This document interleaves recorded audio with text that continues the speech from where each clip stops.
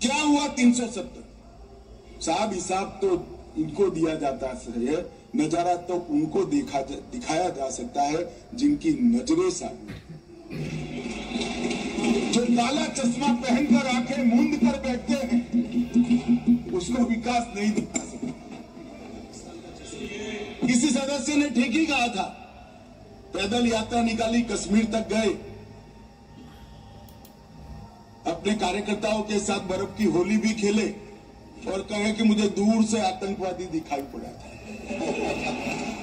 अरे भाई, नगर में ही आतंकवादी है तो आपको सपने में भी आएगा और कश्मीर में भी। हम तो दिखाई देते ही सीधा दो आंखों के बीच में गोली मारते हैं।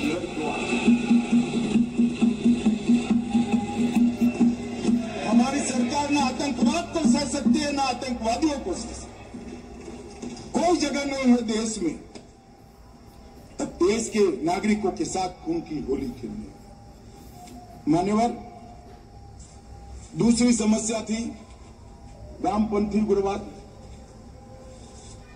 वामपंथी उग्रवाद अभी अभी किसी ने भाषण किया कि राजनीतिक समस्या है। अब मुझे तो ये सोच कर ही गया, विकास की दृष्टि से पिछड़े हुए कई जिले हैं, कई तहसीलें, सबको मालूम है लंबे कालखंड के बाद हम आजाद हुए। कोई भी सरकार हो, भले कांग्रेस की ही थी, मगर कोई 5-25 साल में सब जगह विकास नहीं पहुंचा। हम पहुंचा रहे हैं अब सब जगह, मगर छूट गया होगा। तो इसका मतलब ये नहीं कि हम देश की व्यवस्था को ही न माने, संविधान को ही न माने और सरकार लाचार बनकर देखती रहे। हजारों लोग बलि चढ़े। हिम्मत देखे साहब, पशुपतिनाथ से तिरुपति तक का लाल कॉरिडोर, 12 राज्य, कई जिले, कई तहसीलें, कई थाने कब्जे कर दिए, पूरी व्यवस्थाएं समाप्त कर, पैरेलल करेंसी चलाई, पैरेलल स्टैंप पेपर चलाए, सरकारें बनाई, कोई बोलने वाला नहीं। मैं सबसे पहले एक बात इस सदन में जिम्मेदारी के साथ बताना चाहता हूं, 21 मार्च 2026 को इस देश से नक्सलवाद समाप्त। ভারতীয় সংসদে কেন্দ্রীয় স্বরাষ্ট্রমন্ত্রী মাননীয় অমিত শাহজি ভাষণ প্রসঙ্গে কথা দিয়েছিলেন যে আগামী 31শে মার্চ 2026-এর ভিতর ভারতের বামপন্থী উগ্রবাদ নির্মূল করা হবে। যে ডেডলাইন মাননীয় কেন্দ্রীয় স্বরাষ্ট্রমন্ত্রীজি বেঁধে দিয়েছিলেন তা অক্ষরে অক্ষরে পালন হতে যাচ্ছে। রাজনৈতিক নেতারা অনেক কথা বলেন, কিন্তু কার্যক্ষেত্রে দেখা যায় অশ্বডিম্ব। পশ্চিমবঙ্গ চ্যাপ্টার নিয়ে মাননীয় অমিত শাহজিকে আমরা অনেক সমালোচনা করতে পারি। কেন ইডি সিবিআই শ্রী অভিষেক ব্যানার্জিকে গ্রেপ্তার করছে না? দুর্নীতির এত তথ্য প্রমাণ থাকা সত্ত্বেও পশ্চিমবঙ্গে কেন রাষ্ট্রপতি শাসন জারি হচ্ছে না? আবার ভালো কাজের প্রশংসাও করা উচিত। এ প্রশংসা অবশ্যই মাননীয় অমিত শাহজির প্রাপ্য। আমরা বাঙালিরা মমতা ব্যানার্জির চর্যবৃত্তির সাম্রাজ্য আর সহ্য করতে পারছি না বলে এরকম ভাবছি। আমার এই লেখার উদ্দেশ্য তাত্ত্বিকভাবে বামপন্থী উগ্রবাদ বা নকশালবাদকে বিশ্লেষণ করা। ভারতে বামপন্থী উগ্রবাদ বা নকশালবাদকে কে ধারণ ও পোষণ করে এসেছে এতদিন ধরে? এক কথায় এর উত্তর হলো কংগ্রেসি ঘরানার রাজনৈতিক দলগুলো। ভারতবর্ষের বিভিন্ন বিশ্ববিদ্যালয়ে কংগ্রেস আমলে এর চাষ হয়েছে ব্যাপকভাবে। বিশ্ববিদ্যালয়গুলির ভিতর কলকাতা যাদবপুর বিশ্ববিদ্যালয়, কলকাতা বিশ্ববিদ্যালয়, পাটনা বিশ্ববিদ্যালয় ও দিল্লির জওহরলাল নেহরু বিশ্ববিদ্যালয় অগ্রণী ভূমিকা পালন করেছে। আমরাও চাই কমরেড মাও সেতুংয়ের ভাষায় শতপুষ্প বিকশিত হোক, বিভিন্ন রাজনৈতিক চিন্তাধারার চর্চা হোক বিভিন্ন বিশ্ববিদ্যালয়গুলিতে। এতে কোনো বাধা থাকা উচিত নয়। বাস্তবে আমরা কি দেখছি? যাদবপুর বিশ্ববিদ্যালয়ে বামপন্থী উগ্রবাদীরা বিকল্প ধ্যান ধারণার ধারক বাহকদের প্রবেশ রুদ্ধ করে দিয়েছে। কেউ যদি জোর করে ঢুকতে চেষ্টা করে তাদের উপর দৈহিক আক্রমণ নামিয়ে আনা হয়। বিজেপির তৎকালীন কেন্দ্রীয় মন্ত্রী বাবুল সুপ্রিয় ঢুকতে গেলে বাধা দেওয়া হয়। এমনকি তৎকালীন পশ্চিমবঙ্গের রাজ্যপাল ধনকরজিকেও বাধা দেওয়া হয়। দিল্লির জওহরলাল নেহরু বিশ্ববিদ্যালয় থেকে কানাইয়া কুমাররা আওয়াজ তুলেছিলেন, কাশ্মীর মাঙ্গে আজাদি, মণিপুর মাঙ্গে আজাদি। ভারতের সব প্রদেশই যদি আজাদি মাঙ্গে তাহলে ভারতের অবশিষ্টতা থাকে কি? এই বিজাতীয় ও ভারতের ঐক্য বিনষ্টকারী চিন্তা ভাবনা বিশ্ববিদ্যালয়গুলোতে ব্যাপকভাবে চর্চা হতো কংগ্রেসী আমলে। পিছন থেকে উৎসাহ দিতে থাকে কংগ্রেস ও তৃণমূল কংগ্রেস ঘরানার রাজনৈতিক দলগুলোর ছাত্র সংগঠন, ছাত্র পরিষদ। তা না হলে প্রাক্তন নকশাল নেতা পূর্ণেন্দু বসু ও বার্ত বসুরা হঠাৎ করেই মমতার মন্ত্রিসভায় গুরুত্বপূর্ণ দায়িত্ব পায় কীভাবে? এবার আসুন নকশালদের কিছু জনপ্রিয় স্লোগান নিয়ে আলোচনায় আসি। গ্রাম দিয়ে শহর ঘিরে ফেলো, বন্দুকের নলি ক্ষমতার উৎস ও চীনের চেয়ারম্যান আমাদের চেয়ারম্যান। প্রথম দুটি স্লোগানের বাস্তব ভিত্তি হয়তো কিছুটা খুঁজে পাওয়া যেতে পারে, কিন্তু কোন দুঃখে চীনের চেয়ারম্যান মাও সেতুং আমাদের চেয়ারম্যান হবে? ভারতবর্ষের প্রধানমন্ত্রী হবার মতো কি যোগ্য লোকের অভাব পড়ে গেল? শতাব্দী প্রাচীন রাজনৈতিক দল কংগ্রেসের চিন্তা ভাবনা একই ধরনের ছিল। ভারতবর্ষে আর কোনো কংগ্রেসই যোগ্য লোক ছিল না। 2002 সালে কংগ্রেস জয়ী হলে প্রধানমন্ত্রী পদপ্রার্থী হিসাবে শ্রীমতী সোনিয়া গান্ধীকে কংগ্রেস প্রধানমন্ত্রী হিসাবে প্রজেক্ট করেছিল। শ্রীমতী সোনিয়া গান্ধী প্রধানমন্ত্রী দাবি নিয়ে তৎকালীন রাষ্ট্রপতি ডক্টর কালাম স্যারের কাছে গিয়েছিলেন। ডক্টর কালাম স্যার ছোট্ট একটা প্রশ্ন করেছিলেন যে কোনো ভারতীয় মেয়ে যদি ইটালির কোনো ছেলেকে বিয়ে করে তাহলে সেই ভারতীয় বধূ কি ইটালির প্রধানমন্ত্রী হতে পারেন? শ্রীমতী সোনিয়া গান্ধী এর কোনো জবাব দিতে পারেননি।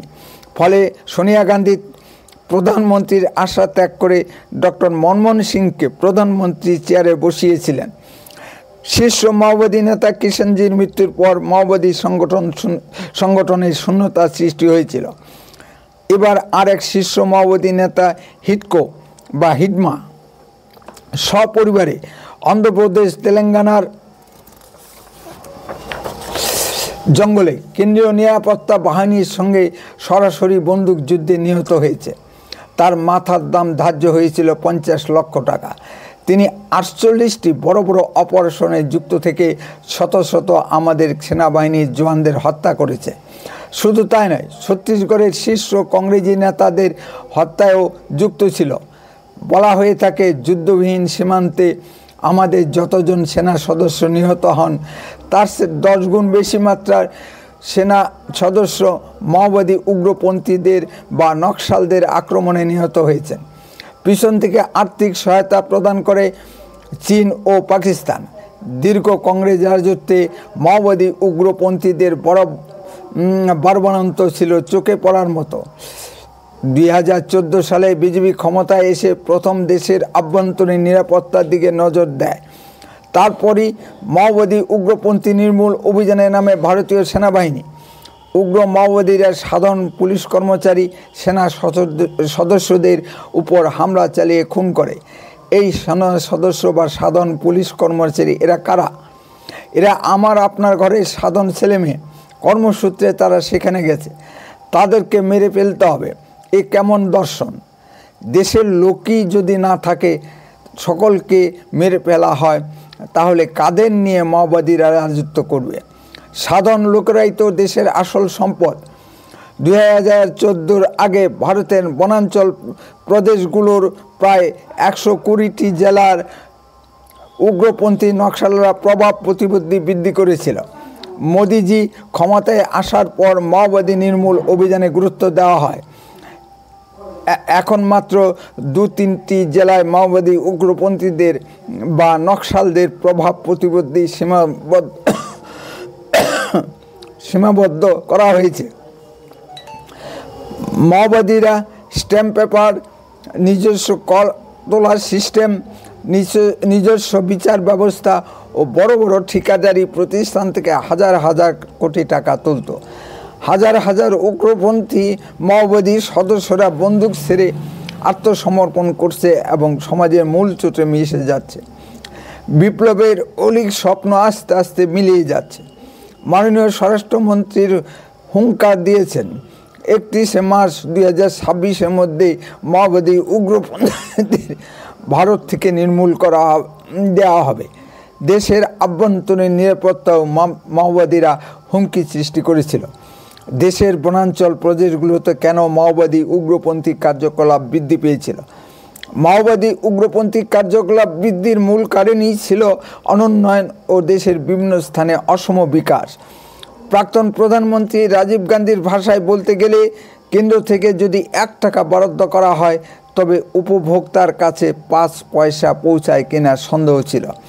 কেন্দ্র, রাজ্য, জেলা, মহকুমা ও থানা স্তরে বাকি 95 পয়সা খেয়ে হজম করে ফেলে। দীর্ঘ কংগ্রেস রাজত্বে এটাই সিস্টেম চালু ছিল। দেশে যদি দেশপ্রেমিক মানুষ নির্মাণ না করা যায় তাহলে দেশের উন্নয়নের ছোঁয়া কীভাবে দেশের প্রান্তিক মানুষদের কাছে পৌঁছাবে?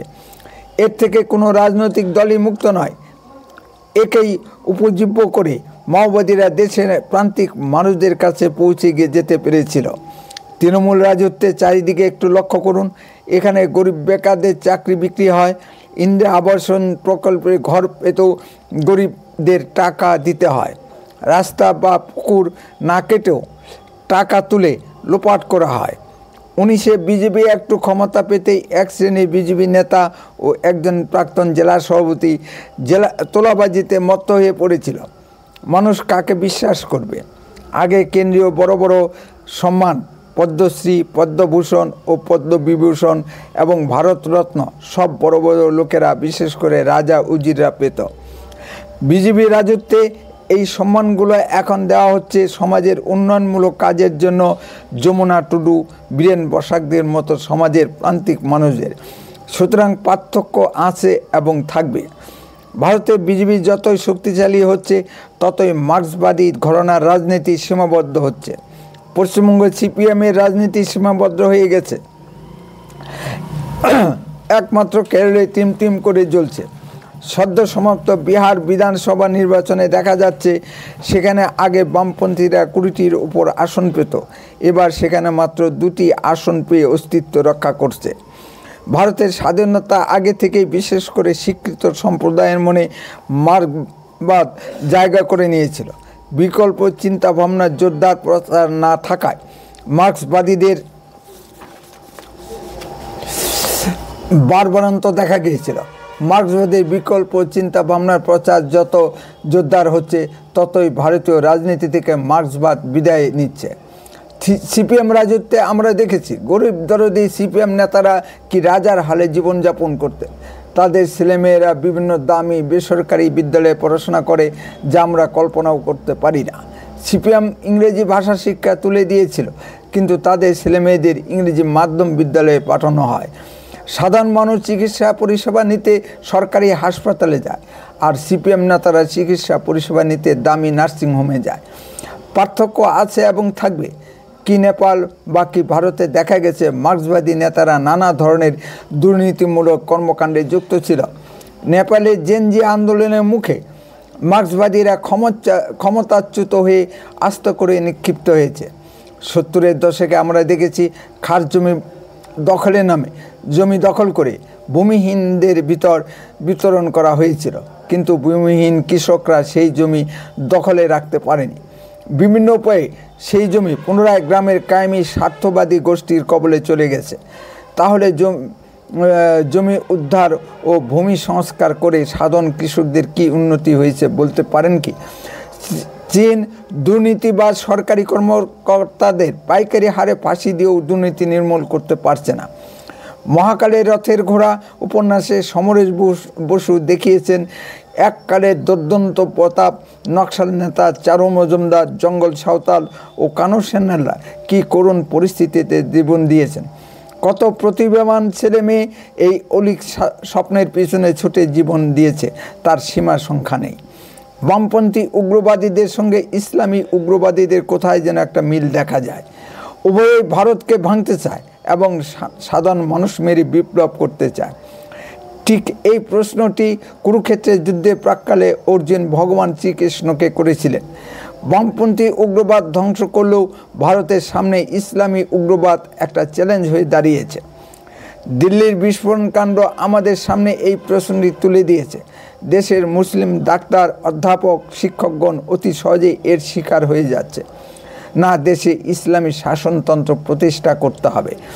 ইসলাম যদি মানব মুক্তির এতই পথ দেখাতে পারে, তাহলে খনিজতেল সমৃদ্ধ দু একটি মুসলিম দেশ বাদে বাকি মুসলিম দেশগুলো এত দরিদ্র কেন? মুসলিম দেশগুলো নিজেদের মধ্যে এত যুদ্ধ বিগ্রহে লিপ্ত কেন? তাকেই দেখুন আফগানিস্তান, পাকিস্তানের দিকে। ইসলামী চিন্তাবিদদের আমার এই ভিডিও যদি নজরে পড়ে, আশা করি উত্তর দেবেন। কেন বিশ্বের মুসলিম দেশগুলো আমেরিকার পদলেহন করে চলে? সেখানে কেন মানুষের ভোটাধিকার বা গণতন্ত্র নেই? তাকে দেখেন বাংলাদেশ বা পাকিস্তানের দিকে। সেখানে আমেরিকার দয়ায় ডক্টর মোহাম্মদ ইউনূস ও শাহবাজ শরীফরা রাজত্ব করছে। সেখানে সাধারণ মানুষ কী করুণ পরিস্থিতি! 1 কেজি আটার জন্য মানুষ লাইন দিয়ে মারামারি করে মারা যাচ্ছে।